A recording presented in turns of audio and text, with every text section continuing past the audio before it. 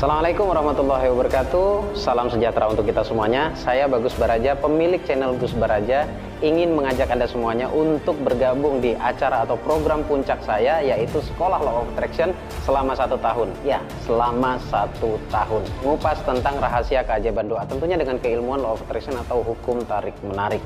Kemudian di program tersebut Anda akan mendapatkan 20 hingga 25 video narasi penjelasan tentang Law of Attraction. Kemudian kamu juga bisa mendapatkan audio afirmasi program ulang bawah sadar menjadi magnet uang ataupun menjadi magnet cinta.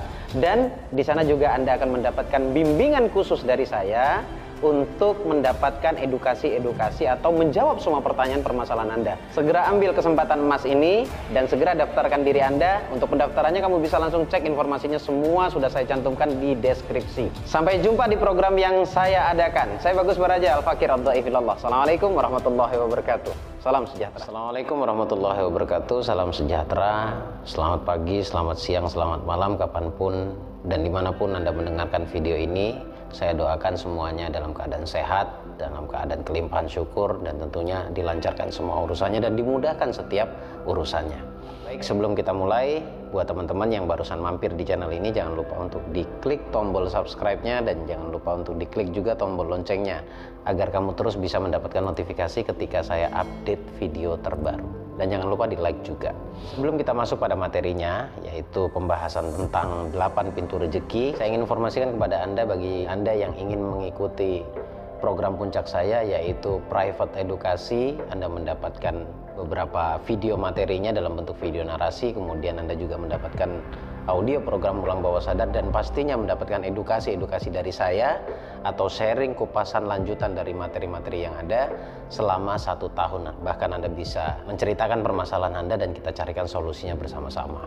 Dan untuk informasinya kamu bisa langsung cek, semua informasinya ada di deskripsi. Baik, kita masuk pada pembahasan materi video kali ini. Ini materi sangat menarik untuk kita bahas. Walaupun beberapa tahun yang lalu saya pernah bahas ini, mungkin kurang lengkap, kurang sempurna. Mudah-mudahan di video ini saya sampaikan secara detail, lengkap, tentunya sesuai dengan keilmuan yang saya sampaikan di setiap video saya, yaitu tentang rahasia keajaiban doa. Berbicara tentang 8 pintu rezeki atau 8 jalan rezeki, ini sumbernya dari Quran. Tetapi kebanyakan ini dianggap angin lalu, dan akumulasi dari setiap video yang saya sampaikan itu sebenarnya pembahasan dari 8 pintu rezeki ini, selama itu konteksnya adalah magnet uang. Baik, yang pertama adalah dari 8 pintu rezeki atau 8 jalan rezeki, yaitu rezeki telah dijamin. Semua manusia sudah Allah jamin, baik itu yang muslim maupun yang non muslim, baik yang nakal, baik yang nggak bekerja, toh pada akhirnya rezekinya juga dicukupi oleh Allah. Karena memang janjinya Allah, semuanya yang ada di muka bumi ini, terutama manusia, bahkan hewan pun rezekinya Allah jamin. Hewan saja dia yakin bahwa rezekinya pasti dicukupi, apalagi manusia yang seharusnya ketika dia disertai akal, dan semua manusia disertai akal, maka rezekinya insya Allah Allah cukupkan, dan ilmunya pun Allah cukupkan. Buktinya mereka masih makan, mereka masih bisa mencukupi kebutuhan-kebutuhannya. Itulah letak sisi keadilan Allah. Jadi teman-teman harus buka mindsetnya. Jadi kalau hari ini Anda masih berpikir bahwa saya masih kekurangan begini dan begitu, itu bicara mindset sebenarnya. Padahal informasi yang pasti adalah bahwa rezeki kita sudah dijamin. Kerjakan saja porsi kita, yaitu doa dan usaha. Berbicara tentang doa dan usaha, mana dulu yang harus Anda lakukan? Yang pertama adalah harusnya doa. Memprogram mindset, memprogram pikiran bawah sadar itu adalah doa. Lalu kemudian ketika Anda sudah terprogram, maka otomatis tubuh Anda akan diperintahkan oleh ruh Anda, jiwa Anda, untuk lebih kreatif lagi sehingga bisa lebih produktif lagi. Jadi seperti itu, rezeki kita semuanya sudah dijamin. Enggak saya, enggak Anda, semuanya tanpa terkecuali Allah jamin. Jadi jangan khawatir. Maka aneh ketika ada manusia khawatir besok nggak bisa makan. Kalau besok saja kamu khawatir nggak bisa makan, itu sama dengan kamu menghina Tuhan. Kenapa? Karena memang semuanya sudah Allah jamin. Gitu ya. Jadi yang pertama, tekankan dalam hati kita, dalam bawah sadar kita, dalam keyakinan kita bahwa aku pasti dicukupkan oleh Allah. Bahwa setiap kebutuhanku, keinginanku pasti Allah ijabah. Harus disertai dengan keyakinan, dan keyakinan itu adalah program, sebuah belief system yang ada di dalam bawah sadar kita atau di dalam hati kita. Itu yang pertama. Kemudian yang kedua, rezeki tak terduga. Mungkin ini saya akan jelaskan tidak urut, tetapi tidak akan mengurangi nilainya atau tidak akan mengurangi keistimewaannya. Salah besar ketika mindset Anda, ya mindset kamu, mindset kita, berpikir bahwa sumber rezeki kita atau jalan rezeki kita itu hanya satu. Satu yang saya maksud, misalkan Anda hari ini bekerja di sebuah perusahaan, lalu Anda berpikir, baik itu secara langsung maupun tidak langsung, baik secara sadar maupun tidak, Anda berpikir kalau nggak kerja di sini saya nggak makan. Itu tuh, jangan sampai sepicik itu. Jadi yang hari ini Anda kerjakan dan Anda tahu hasilnya berapa atau gajinya berapa, itu namanya rezeki terduga. Jadi kalau masuk kepada konteks yang poin yang kedua, rezeki tak terduga, itu masih banyak jalannya. Makanya ada beberapa channel YouTube yang mengatakan bahwa buka ladang sebanyak mungkin, buka keranjang sebanyak mungkin. Sebenarnya bukan keranjang itu yang dimaksud, tetapi mindset kita. Mindset kita benar-benar berpasrah kepada Allah, rezeki mah datang aja dari mana aja. Intinya membuka diri. Jadi poin yang kedua, kamu harus sadar sesadar-sadarnya bahwa ada rezeki yang tidak terduga. Kalau kamu hanya berpikir satu arah saja, maka jangan salahkan Allah dan jangan berkeluh kesah juga kalau pada akhirnya rezekimu hanya dari satu sumber itu. Karena masih berhubungan, sangat berhubungan bahkan dengan mindset. Ketika pikiranmu mengatakan satu arah tentang rezeki, ya anehnya satu arah itu yang kamu dapat. Tetapi ketika kamu membuka ladang yang berbeda, artinya membuka mindset kamu, mindset Anda, bahwa ternyata rezeki itu dari banyak jalan, tidak hanya satu jalan. Jadi nggak usah tebak-tebakan. Ini informasi baik dari Allah untuk kita. Jadi ternyata walaupun saya menekuni satu bidang, Allah masih menginformasikan bahwa masih ada rezeki yang tidak terduga. Wa yarzuqhu min haitsu la yahtasib, kan seperti itu. Bahwasanya rezeki itu bisa Allah datangkan dari jalan yang tidak pernah kita duga, tidak pernah kita sangka. Open mindset dulu.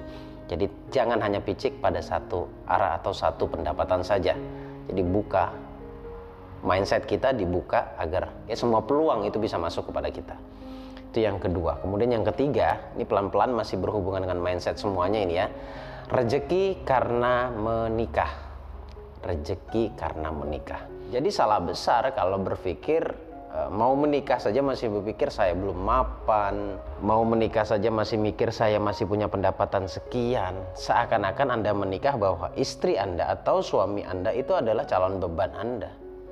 Kita itu nggak ngurusin rezeki sebenarnya. Kita hanya ngurusin edukasi kita terhadap istri kita. Ini kalau yang laki-laki ya.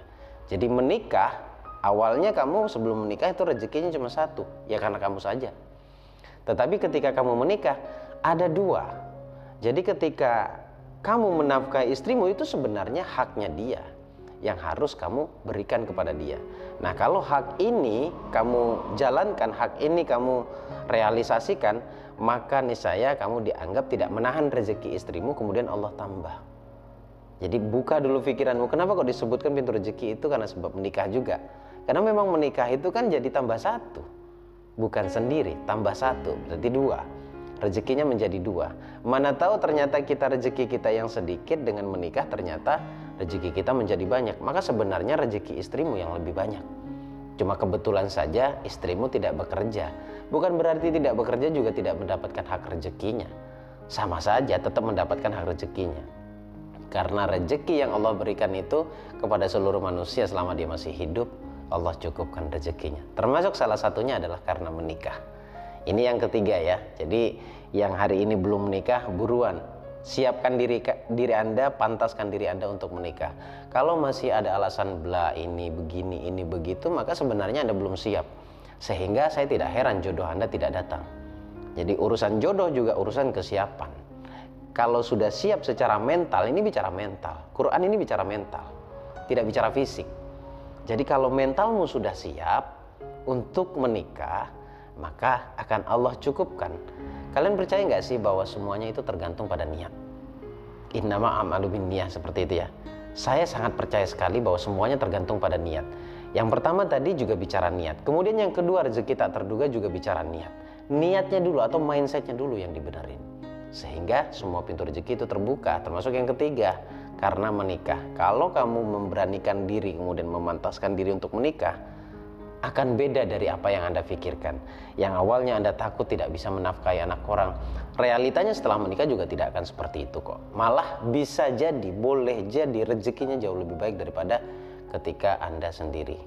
Dengan kata lain, ketika Anda menjomblo gitu ya. Jadi segera menikah buat teman-teman yang belum menikah. Kemudian yang keempat, ini menarik ini. Rezeki karena anak. Ini menarik ini. Rezeki karena anak. Saya akan membedahnya atau memberikan penjelasannya agak sedikit unik. Bukan banyak anak ya. Kalau persepsi saya bukan banyak anak, tetapi anak yang teredukasi dengan baik. Maka sebenarnya anak itu adalah aset. Ketika kita memberikan edukasi yang positif, kita membesarkan anak kita dengan edukasi yang positif, dengan pikiran positif, dengan taat kepada Allah, rajin beribadah kepada Allah, kemudian dia takut kepada orang tua, artinya hormat kepada orang tua, kemudian belajar yang baik, dia adalah aset yang sangat mahal bagi kita. Ketika suatu saat dia menjadi orang yang baik, menjadi orang yang benar, menjadi orang yang berperilaku yang sangat baik, dan itu otomatis menguntungkan kita. Jadi menurut saya bukan banyak anak dalam tanda kutip. Menurut saya ya. Jadi rezeki karena anak, setelah menikah tadi karena anak, itu yang keempat. Sebenarnya bagaimana atau bicara tentang edukasi kita terhadap anak.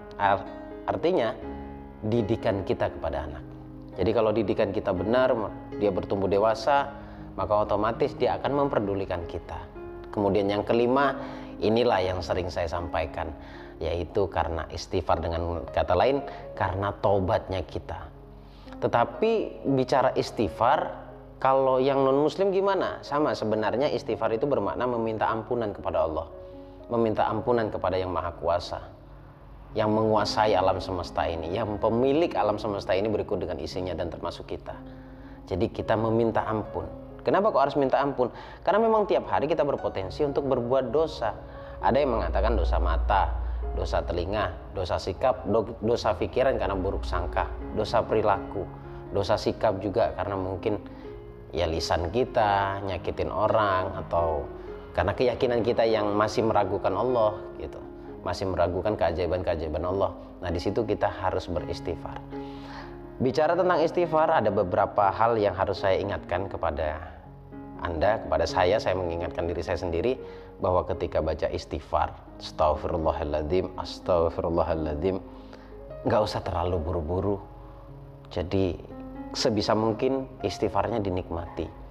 Kalau secara lisan Anda mengucapkan astagfirullahaladzim, hatimu minta ampun. Ampuni saya ya Allah, ampuni saya mohon ampun atas segala dosa-dosa saya.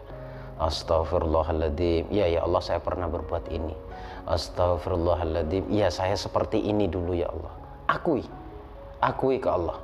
Sudahlah, kita pada akhirnya Allah maafkan, kemudian Allah kurangi dosa kita, tetapi Allah berikan bonus membuka jalan rezeki kita. Banyakin istighfar aja. Jadi sebenarnya secara keseluruhan ya, kita ini diajak oleh Allah, diinformasikan ke Allah tuh, cukuplah kamu beribadah saja. Urusan rezeki nggak usah dipikir, karena memang itu sudah ada ketentuan. Yang penting niat di awalnya, saya ingin membenahi pola rezeki saya. Nah, Allah menawarkan ada 8 pintu rezeki ini. Yang kelima tadi yaitu rezeki karena istighfar. Jadi perbanyak istighfar, perbanyak minta ampun sama Allah, perbanyak akui dosa sama Allah. Ya, kalau sudah mengaku, akan ada ketenangan di sini. Kenapa kita tidak tenang? Karena kita curhatnya salah tempat dan salah cara. Kalau kamu mau curhat sama Allah dengan cara yang benar, dengan beristighfar seperti itu, semuanya akan diampuni oleh Allah yang pertama. Kemudian hatimu pastinya jauh lebih tenang daripada yang sebelumnya. Jadi jelas di sini perbanyak istighfar, perbanyak minta ampun ke Allah, dan insya Allah Allah buka rezekinya. Kita lanjut yang keenam. Yang keenam adalah rezeki karena usaha. Oke, ini hubungannya dengan mental block. Ya, kalau kebanyakan mikir untuk buka usaha, kebanyakan hitung-hitungan buka usaha, jatuhnya nggak jadi buka usaha. Artinya terhalangi oleh mental block, rasa takutmu akan kerugian, itu sebenarnya belum tentu itu terjadi. Boleh jadi itu hanya penglihatan kamu saja, penglihatan imajinasimu aja, dan itu disebabkan karena mental block itu, dan terjadinya karena data. Tapi kalau kamu menyegerakan untuk melakukan atau action buka usaha tadi, insya Allah berbeda dari apa yang kamu imajinasikan. Setidaknya saya mau sampaikan, kalau kamu nggak mencoba, sudah pasti satu kata, yaitu gagal. Tetapi kalau kamu mau mencoba, gagal tadi ada opsi berikutnya, yaitu berhasil. Bagaimana kalau gagal Mas Bagus? Itu kan bentuk ketakutan kita.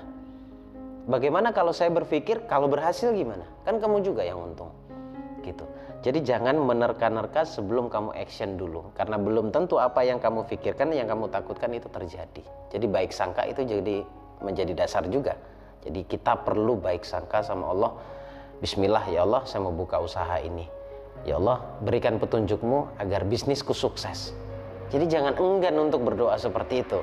Karena begitu banyak orang punya uang bingung mau usaha apa. Giliran kita yang punya ide mau buka usaha, nanti bilangnya saya nggak punya modal. Intinya action aja dulu, niatkan dulu. Saya sendiri juga tidak langsung punya modal untuk buka usaha. Tetapi saya punya niat yang baik, saya harus buka usaha. Semuanya Allah mudahkan. Ada aja itu rezeki ketika niat kita dimantepin ke Allah. Kemudian yang ketujuh, yaitu sebab bersyukur. Ini dari sekian banyak video saya jelaskan tentang syukur. Dan bersyukur seperti apa yang dimaksud untuk membuka pintu rezeki? Ya bersyukur, ya berterima kasih. Karena syukur itu adalah terima kasih. Ketika Anda diantarkan Allah belajar kepada saya berterima kasih kepada Allah. Karena saya diberikan rezeki lewat tangan Anda.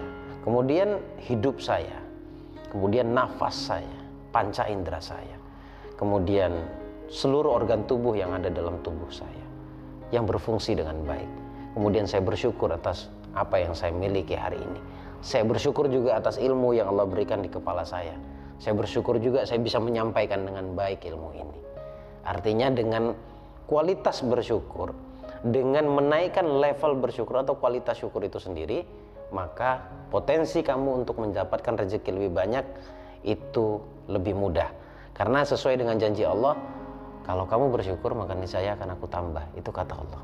Tetapi kalau kita kufur sebaliknya ya, atau mengingkari nikmat yang ada, maka jangan heran ketika nikmat itu Allah ambil kembali. Gitu, karena semuanya milik Allah. Kapan saja Allah mengambil, kapan saja Allah mau memberikan kita. Jadi bersyukur salah satu pintu rezeki. Yang terakhir yang menarik yaitu yang ke-8, karena sebab sedekah. Sudah pasti.